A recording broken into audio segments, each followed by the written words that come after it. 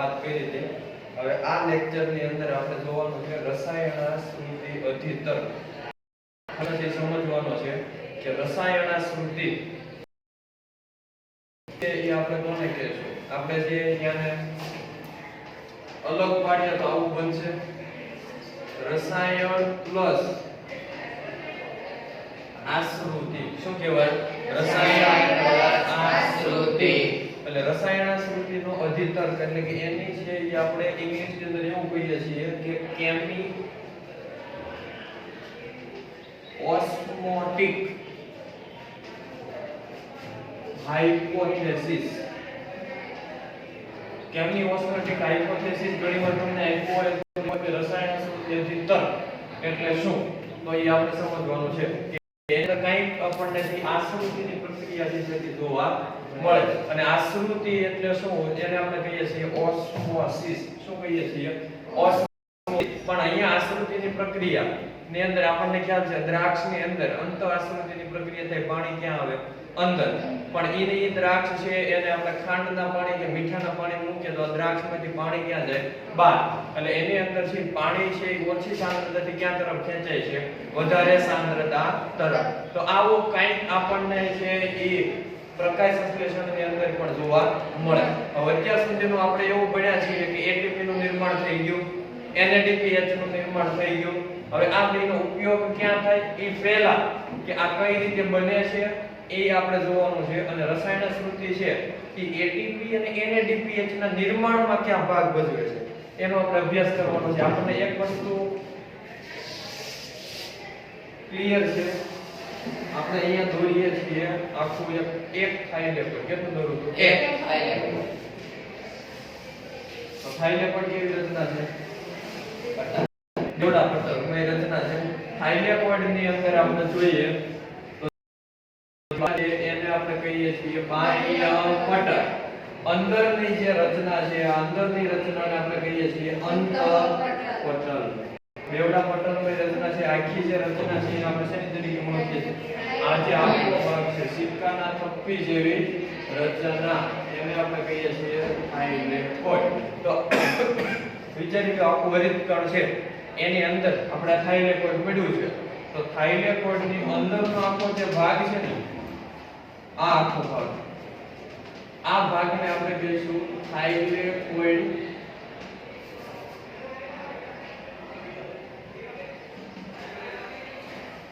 અવકાશ. એટલે આ આખી સિક્કાની થપ્પી જેવી રચના છે એની વચ્ચેનો જે ભાગ છે ખાલી ભાગ જોવા મળશે. આ થપ્પી જેવી આખી રચના વિચારી તો વચ્ચે ખાલી ભાગ જોવા મળશે એને કહેવાય થાઇલેપોઇડ અવકાશ. હવે બહારનો આખો જે ભાગ છે એની ફરતેનો દસે ભાગ, આ ભાગને આપણે કહીશું સ્ટ્રોમા કે આધારક તરીકે આપણે એને ઓળખીએ છીએ. તો આને આપણે નામ નિર્દેશિત કરીએ છીએ સ્ટ્રોમા કે આધારક. હવે પ્રક્રિયા ક્યાં થાય છે? આખી ચક્રીય પ્રક્રિયા થઈ ને એની ઉપરથી જ આપણે આખું સમજવાનું છે. એ આવડશે પ્રશ્ન તો આ પ્રશ્ન આવડશે. તો ચક્રીય પ્રક્રિયાની અંદર આપણે જોઈએ તો પાણીનું વિભાજન સ્પ્લિટિંગ ઓફ વોટર. તો અહીંયા પાણીનું વિભાજન થાય અંતઃપટલમાં. ક્યાં થાય છે? અંતઃપટલની અંદર અહીંયા સ્પ્લિટિંગ ઓફ વોટર એટલે H2O છે એનું વિભાજન થશે. એટલે આપણને ખ્યાલ છે કે H2O નું વિભાજન થાય ત્રણ વસ્તુ બને. એક તો 2H+ 2 ઇલેક્ટ્રોન માઈનસ અને 1/2 O2. ત્રણ વસ્તુ બનશે આ આપણને ખ્યાલ છે. તો આમાંથી હવે પ્રક્રિયા શું કરીએ છીએ? અહીંયા તો આપણી પાસે H2O પાણીનું વિભાજન ક્યારે આવે એટલે પ્રકાશનું શોષણ થાય. પ્રકાશનું શોષણ થાય ગરમ થાય એટલે એની અંદર છે પાણીનું શું થઈ જાય? વિભાજન. અને પાણીનું વિભાજન ક્યાં થાય છે? અંતઃપટલની અંદર. ક્યાં થાય? અને અંતઃપટલની અંદર થશે એટલે આ બધો ઓક્સિજન છે એ આમાં ભેગો થશે 1/2 અથવા એક ઓક્સિજનનો અણુ છૂટો હોય એટલે બીજો બનશે એટલે તરત બે શું થાય? એક જોડાઈ જાય. બંને જોડાઈ જાય એટલે એકવાર પ્રક્રિયા થઈ અડધો એક અણુ બન્યો, બીજી વાર પ્રક્રિયા થઈ બીજો અણુ બન્યો, બે છૂટા અણુ બને એટલે બે શું થાય? જોડાઈ જાય. એટલે ઘણો ઓક્સિજનના અણુઓ છે એ કોની અંદર મુક્ત થશે થાઇલેકોઇડના અવકાશમાં મુક્ત થશે આટલી વસ્તુ બધાને ખબર પડી હવે આ થાઇલેકોઇડના અવકાશમાં જે અણુ મુક્ત થાય છે આ અણુ ડાયરેક્ટ આનું જે બહાર તરફ વહન થઈ જાય કારણ કે ઓક્સિજન છે એ તો ગમે ત્યાંથી બહાર નીકળી જશે ઓક્સિજન છે એ બહાર ડાયરેક્ટ વહન ક્યાં આવે સ્ટ્રોમા બીજી વસ્તુ એ કે ઓક્સિજનનું કામ પૂરું થઈ ગયું વધુ પણ ના અણુ તો હવે જેમ જેટલા પાણીના અણુનું વિભાજન થશે એમ એની અંદર 2H+ ની માત્રા કેવી થાય વધશે ઓક્સિજન વધ્યા હતા તો આ 2H+ એટલે કે પ્રોટોનના અણુ પણ કેવા થશે વધશે કારણ કે એ જો જેટલા પણ અહીંયા પાણીના અણુ વિભાજન થાય એમાંથી જેટલી પણ આ બાય પ્રોડક્ટ એટલે ઓક્સિજન શું છે એ બાય પ્રોડક્ટ અને બાય છે એટલે આ ઓક્સિજન જે સ્ટ્રોમામાં પણ પ્રોટોનનો અણુ છે એ ડાયરેક્ટ કે છે એટલે પ્રોટોનના અણુ જેટલા અહીંયા વિભાજન થશે એટલા પ્રોટોનના અણુ ક્યાં જમા થાય છે થાઇલેકોઇડના અવકાશમાં એટલે જે આપણે અહીંયા જોઈએ છે કે આ બધા પ્રોટોનના અણુ થાઇલેકોઇડના અવકાશમાં ભેગા થયા બીજી પ્રક્રિયા શું થાય તો આ પ્રોટોનનું કામ પૂરું થઈ ગયું કોણ વધ્યું ઇલેક્ટ્રોન ઇલેક્ટ્રોન આપણને ખ્યાલ છે કે ઇલેક્ટ્રોન થી અચક્રીય પ્રક્રિયા કે ચક્રીય પ્રક્રિયામાં જશે તો દાખલા તરીકે અચક્રીય પ્રક્રિયા કઈ રીતે થતી હોય તો અહીંયા દાખલા તરીકે આપણે લખીએ છીએ PS2 આવશે અચક્રીય હોય તો આ નીચેથી શરૂ થાય ક્યાંથી શરૂ થાય નીચેથી અને આ પ્રાથમિક ઇલેક્ટ્રોન ગ્રાહક આપણે અહીંયા જોવા મળશે પ્રાથમિક ઇલેક્ટ્રોન ગ્રાહક એટલે આપણે કહીએ છીએ PEA છે એમાંથી PC માં જાય નહીં PQ એમાંથી આવે CYT એમાંથી કોની પાસે આવે PC અને એમાંથી કોની પાસે આવે PS1 પાસે આવે અહીંયા પાછું આપણને શું જોવા મળે PEA અહીંયા આપણને જોવા મળે FD આવી પ્રક્રિયા થાય છે આ આખી અચક્રીય પ્રક્રિયા કે ચક્રીય પ્રક્રિયા થાય થાઇલેકોઇડના બે પટલની વચ્ચે હવે થાઇલેકોઇડના બે પટલની વચ્ચે પ્રક્રિયા થાય એટલે દાખલા તરીકે અહીંયા બે ઇલેક્ટ્રોન હતા તો આ બે ઇલેક્ટ્રોન છે એકમાંથી બીજા તરફ શું થાય વહન થશે હવે જ્યારે વહન થાય આ જો આ જે સ્ટ્રોમાનો ભાગ છે ને બધો આ સ્ટ્રોમાના ભાગની અંદર ઘણા બધા પ્રોટોનના અણુઓ મુક્ત પ્રોટોનના અણુઓ હશે શું હશે મુક્ત પ્રોટોનના અણુ છે આપણે જોવા મળે કોની અંદર હશે સ્ટ્રોમાના ભાગની અંદર પણ શું થાય ખબર છે કે જ્યારે ઇલેક્ટ્રોન છે અહીંયા વહન થતું હોય તો એમાં જે આ આપણે જોઈએ કે CYT છે ને એ બે કામ કરે કેટલા બે CYT એટલે શું થાય સાઇટોક્રોમ તંત્ર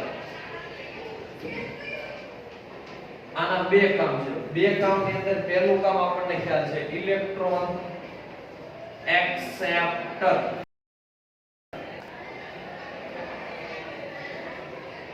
ઇલેક્ટ્રોન ને શું કરે એક્સેપ્ટ કરે અને આગળ શું કરે વહન એટલે એનું પહેલું કામ છે ઇલેક્ટ્રોન એક્સેપ્ટર અને આ એક્સેપ્ટર ની સાથે છે એનું પ્રોટોન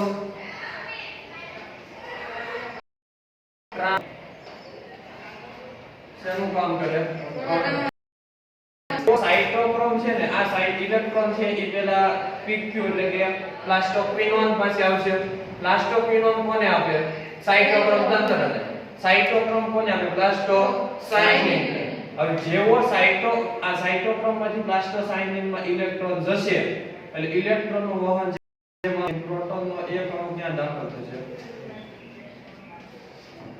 થાઇલેકોઇડના અવકાશ હવે દાખલા તરીકે એકવાર ઇલેક્ટ્રોન ટ્રાન્સફર થઈ ગયો કેટલા પ્રોટોનનો અણુ આવ્યો એક પાછો પાણીના અણુનું મુક્ત વિભાજન થયું એક પ્રોટોનનો અણુ આમાં ભેગો થયો પાછું અહીંયા વિભાજન થયું ઇલેક્ટ્રોન આવ્યો સાઇટોક્રોમમાંથી પસાર થયો ઇલેક્ટ્રોન એક્સેપ્ટર ઇલેક્ટ્રોનને એક્સેપ્ટ કરશે અને આગળ ટ્રાન્સફર કરશે અને જેવો ઇલેક્ટ્રોન જશે એની એનર્જી હકીકત તો અહીંયા ઉપરથી નીચે તરફ ઢાળ બને છે એટલે એનર્જી છે ઉપરથી ક્યાં તરફ આવે નીચે એટલે ઇલેક્ટ્રોનની શક્તિ એનર્જી આ એનર્જીનો ઉપયોગ કરીને પ્રોટોનને ખેંચીને ક્યાં લાવે અંદર અવકાશ. અને એક એટલે થાઇલેકોઇડના અવકાશમાં. એટલે એક પ્રોટોનનો અણુ એક બે ઇલેક્ટ્રોનનો અણુ આ બાજુ આવશે એટલે એક પ્રોટોનનો અણુ ક્યાં આવે અંદર.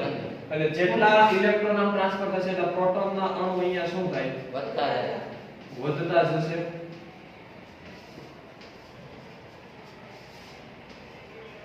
તો અહીંયા બે અલગ અલગ રંગથી દર્શાવ્યા છે કારણ કે અડધા છે એ અહીંયા કોણ મુક્ત કરે છે પાણીના અણુ અને અડધા પ્રોટોન થી કે ઉપરથી. આ ઉપરથી આવશે એટલે એક સમય એવો આવશે કે સ્ટ્રોમામાં 2H+ ની સાંદ્રતા કેવી થાય છે ઓછી થાય અને થાઇલેકોઇડ અવકાશમાં 2H+ ની સાંદ્રતા કેવી થાય વધે છે. એટલે આપણે એવું કહી શકાય અહીંયા અત્યારે આશ્રુતિ તો કેમી ઓસ્મેટિક રસાયણાશ્રુતિ. રસાયણ એટલે આપણે વાત કરીએ છીએ પ્રોટોન અને આશ્રુતિ એટલે શું તો આપણને ખ્યાલ છે કે ઓછી સાંદ્રતાથી વધુ સાંદ્રતા તરફ દ્રવ્યોનું વહન એટલે શું કહેવાય કેમી ઓસ્મેટિક. તો આશ્રુતિની પ્રક્રિયા ખબર પડી. અંદર સાંદ્રતા વધી પ્રોટોન અણુ એટલે બહાર સાંદ્રતા કેવી થઈ ઘટી અને ઘટી એટલે ઓછી સાંદ્રતાથી પ્રોટોન અણુ ક્યાં આવે વધારે સાંદ્રતા આવે. એટલે અંદર સાંદ્રતા કેવી થઈ ગઈ વધતી જ ગઈ બહાર ઘટતી. તો અંદર હવે આપણે શું કરવાનું છે તો કે અંદર પ્રોટોનના અણુ બધા ભેગા થઈ ગયા જમા થઈ ગયા. આ પ્રોટોનના અણુ હવે આપણે બહાર કાઢવાના છે. ક્યાં કાઢવાના છે બહાર. તો બહાર કાઢવા માટે એના થાઇલેકોઇડના બે પટલની વચ્ચે અહીંયા આપણને એક પ્રોટીન જોવા મળે અથવા તો આના આપણે કહીએ છીએ F0 પણ છે અથવા આને આપણે કહીએ છીએ અંતર્ગત પ્રોટીન.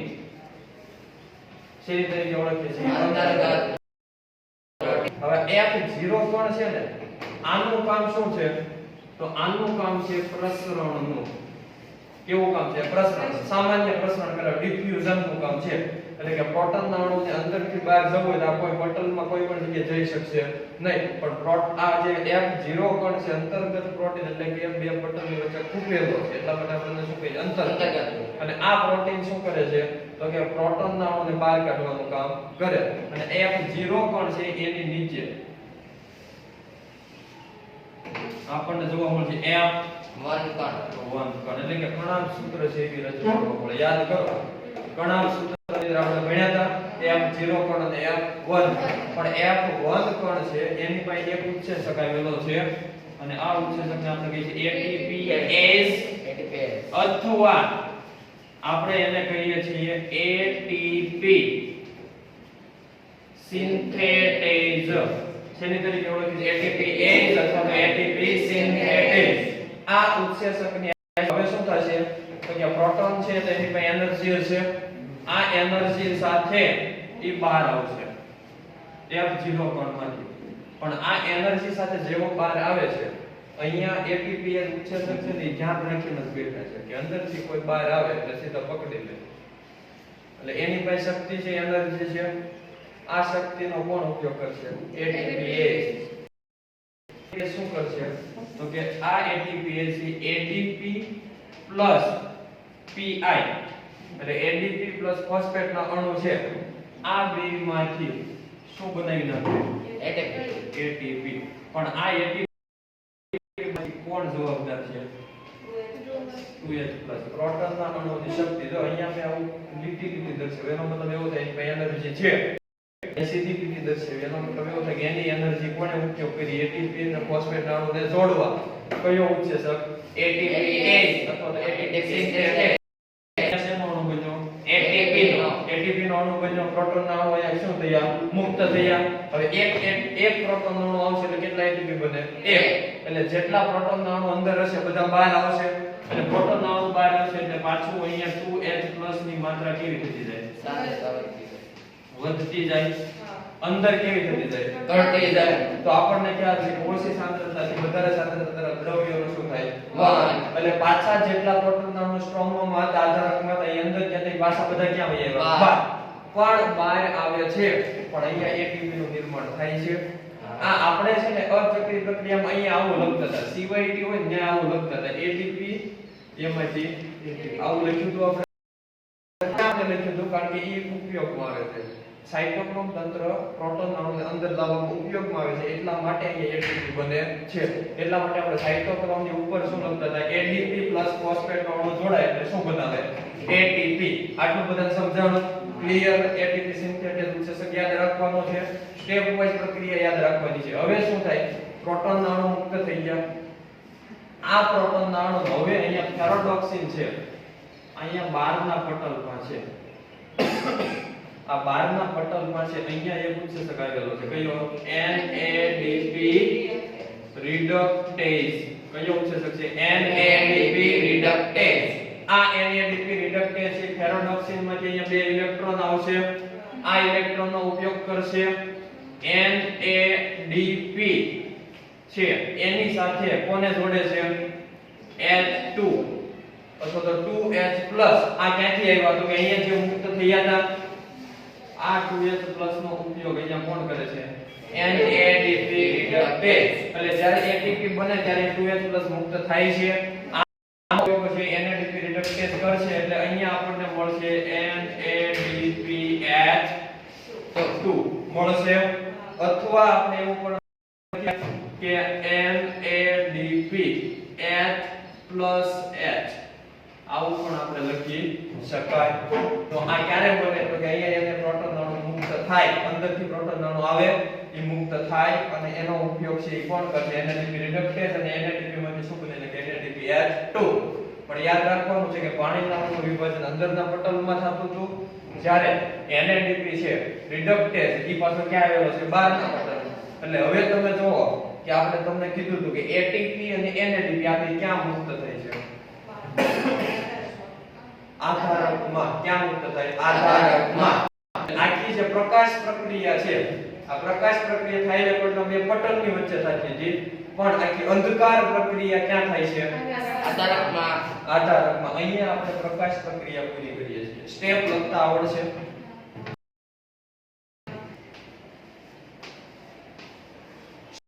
સ્ટેપ આવશે. પાણીના અણુનું વિભાજન. વિભાજન. પાણીના અણુનું વિભાજન એટલે બધું આવી જશે. પ્રોટોન મુક્ત થાય, ઇલેક્ટ્રોન મુક્ત થાય, ઓક્સિજન મુક્ત થાય, બાય પ્રોટોન કે બીજું આપણે લખશું તો કે અચક્રીય પ્રક્રિયા.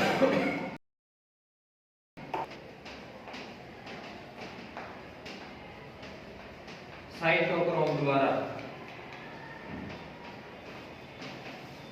પ્રોટોનના અણુનું